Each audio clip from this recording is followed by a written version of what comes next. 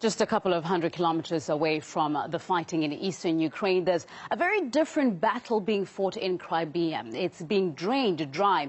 Now, the North Crimean Canal is the peninsula's main supply, but the access to the river, which is right here, has actually been cut off by Kiev's orders, seen as a political pressure after the region reunited with Russia. That means residents going without basic supplies, as Neil Harvey reports.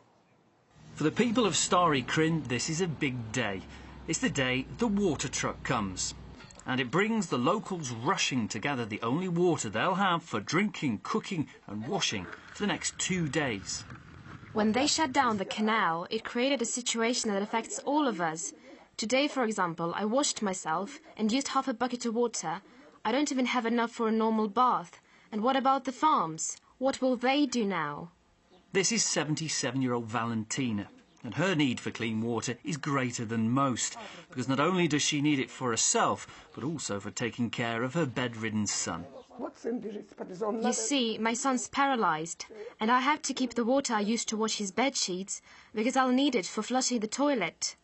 For Valentina and her neighbours, these last 2 months have been tough. Within days after Crimea rejoined Russia, Ukraine had cut off the water that runs into this region's main canal. Just a few puddles of stagnant water, that's all that remains now in the North Crimean Canal.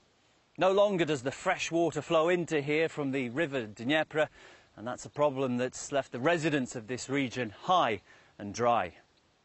And it's not just the public who've been suffering, with businesses like this vineyard also feeling the heat as it faces up to the prospect of a lost harvest.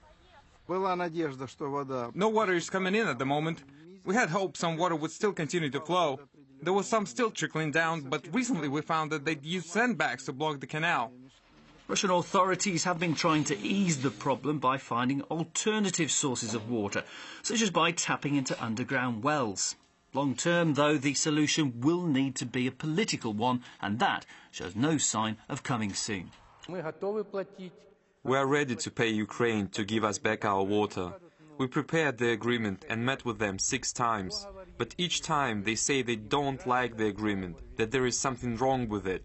So more time is wasted. And now it looks like Crimea will lose its crops.